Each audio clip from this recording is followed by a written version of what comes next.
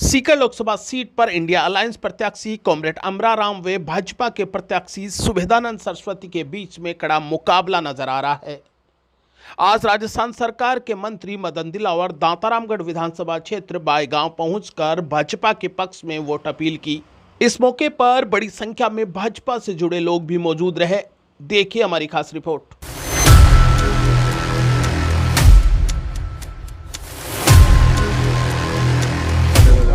Sikar Lok Sabha seat पर भाजपा प्रत्याशी सुभेदानंद सरस्वती के आज समर्थन में SC/ST का एक सम्मेलन दांतारामगढ़ विधानसभा क्षेत्र में आयोजित हुआ है। बड़ी संख्या में लोग आए हैं। यहाँ पर भाजपा के प्रत्याशी रहे गजानन जी है, वो मौजूद है। जिला संयोजक प्रभु सिंह जी है। तमाम भाजपा से जुड़े हुए लोग यहाँ पर मौजूद है।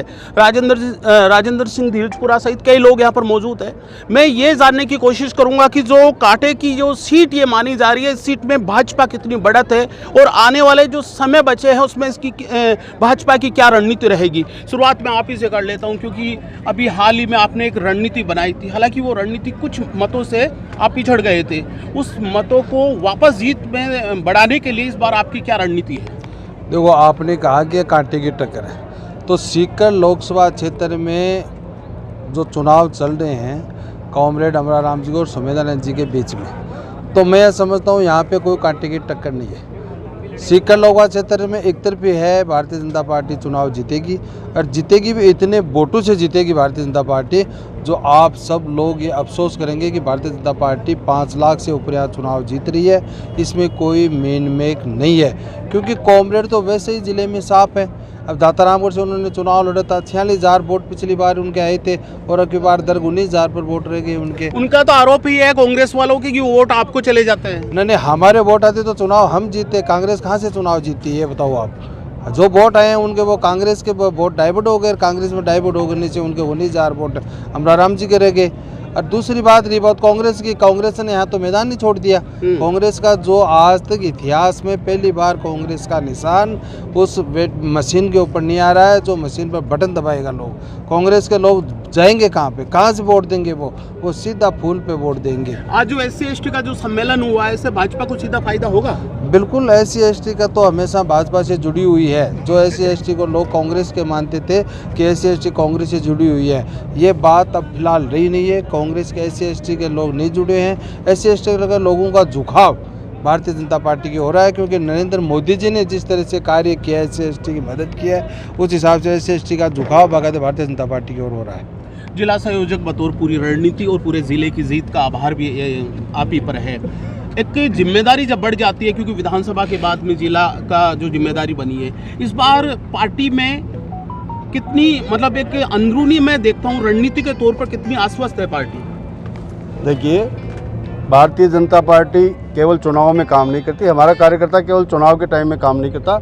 हमारा कार्यकर्ता 365 दिन काम करता है, और उसी का फल है आज कि आपको हर बूथ पे, हर शक्ति केंद्र पे, प्रत्येक जगह कार्यकर्ता मौजूद मिलेगा, और वो निरंतर भारतीय जनता पार्टी कैसे जीते उसकी चिंता करता है। और सीकर की बात करें तो सीकर में तो मोदी जी ने एक नारा दिया था, आपको याद हो तो, कांग्रेस मुक्त भारत। और कहते हैं ना कि शेखावाटी की धरती से कोई भी चीज़ शुरू होती है तो बहुत आगे अर्ज तक पहुंचती है। तो पहली बार ऐसा दिख रहा है कि कांग्रेस मुक्त भारत इस सीकर ज़िले में तो हो गई, जहां हाथ का निशान लोग EVM में देखेंगे तो मिलेगा नहीं। लेकिन गणित तो ये कहती है कि कांग्रेस और कम्युनिस्ट मिल जाते हैं तो भाजपा के लिए चुनौती बन जाएगी। ऐसी कोई चुनौती नहीं है। मैं आपको मनोहर साहब अभी बता दूं कि 5 लाख, मिनिमम 5 लाख वोटों से भारतीय जनता पार्टी जीतने जा रही है। इससे किसी भी सूरत में कम वोटों से हम नहीं जीतेंगे।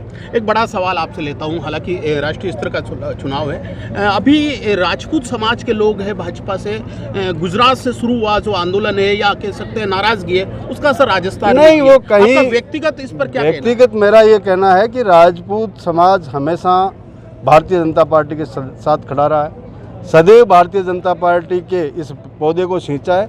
कभी भारतीय जनता पार्टी से अलग नहीं हो सकता।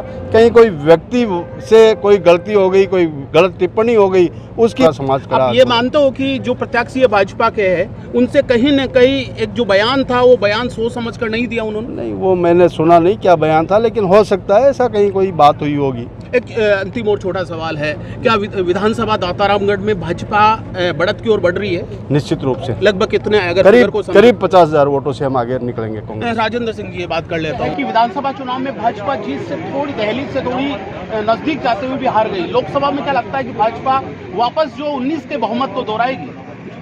मैं पहले तो विधानसभा की बात कर दूं, हम जीत की दहलीज से पीछे नहीं है। हम जो जीत का आंकड़ा था वो पार कर चुके थे। हमारे लगभग 92,000 वोट दातारामगढ़ विधानसभा में हमारे प्रत्याशी गजानन जी ने प्राप्त करे हैं। और ये जो गठबंधन की बातें चल रही है, जो गठबंधन अभी हुआ है, ये तो विधानसभा चुनावों में पहले हो चुका था।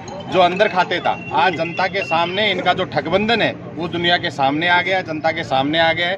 दातारामगढ़ की जनता ने पहले भी भारतीय जनता पार्टी के समर्थन में बहुत ऐतिहासिक मतदान किया था। और आने वाले जो 19 तारीख को चुनाव है लोकसभा में, पिछली बार आदरणीय सुमेधानंद जी सरस्वती 3 लाख वोटों से जीते थे। मैं जनता के बीच में रहता हूं, हमारे पार्टी के कार्यकर्ता सब लोग जनता के बीच में रहते हैं।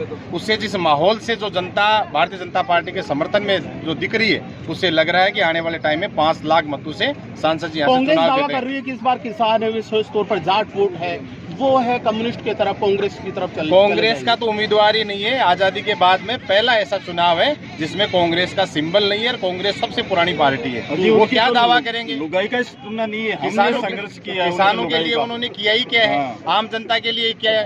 5 साल तक उन्होंने किसानों के नाम पे सरकार चलाई है। पेपर लीक का आपने पूरा माहौल यहाँ देख रखा है। भारतीय जनता पार्टी की सरकार आने के बाद में पेपर लीक करने वालों को लगातार पकड़ रही है और उनको सजा दिलाने का काम कर रही है। दातारामगढ़ में भाजपा को अगर मैं बढ़त को देखूं तो कितनी बढ़त देने जा रहे हो? लगभग 50,000 के आसपास रहेगी। पिछले चुनाव में 41,000 की भाजपा को बढ़त थी, और इस बार मोदी जी के जो 10 साल के कार्य का है, जो जन कल्याणकारी योजना है, उनको देखते हुए जनता और उनको अधिक मतदान करेगी। मोदी लहर अभी भी नजर आ रही है, मोदी फैक्टर, मोदी लहर जो कहा जाता है 2014 और 19 वाली लहर, क्या 24 में भी नजर आती है? अब की बार हम और ज्यादा परसेंटेज से चुनाव जीतेंगे और राजस्थान में 25 की 25 सीट भारतीय जनता पार्टी की आएगी। कोई भी गठबंधन काम नहीं करेगा। और बताइए आप क्या पूछना चाहते हैं? अरे नहीं, आंधी आ रही है अजय, गठबंधन का कौन लुगाई को तो नहीं। एक बात मैं आपको और बता देता हूँ, तो आप ये कह रहे हो ना कि जो जाट लोग हैं वो अमराराम जी के साथ में जा रहे हैं। ये नहीं कह रहा, कांग्रेस कह रही है। नहीं, कांग्रेस ये बात कर रही है ना, ये बिल्कुल गलत कह रही है। हम किस कारण से अमराराम जी को वोट दें? मैं जाट हूँ, किस कारण से अमराराम जी को हम वोट दें?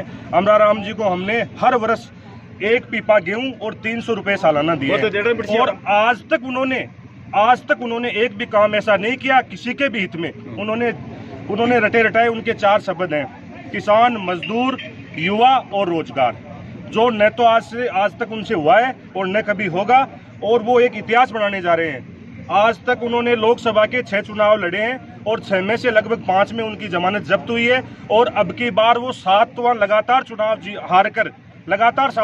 हारकर राजस्थान में एक रिकॉर्ड कायम करेंगे। और दातारामगढ़ से सीधा दातारामगढ़ से हम 50,000 के ऊपर से लीड लेंगे।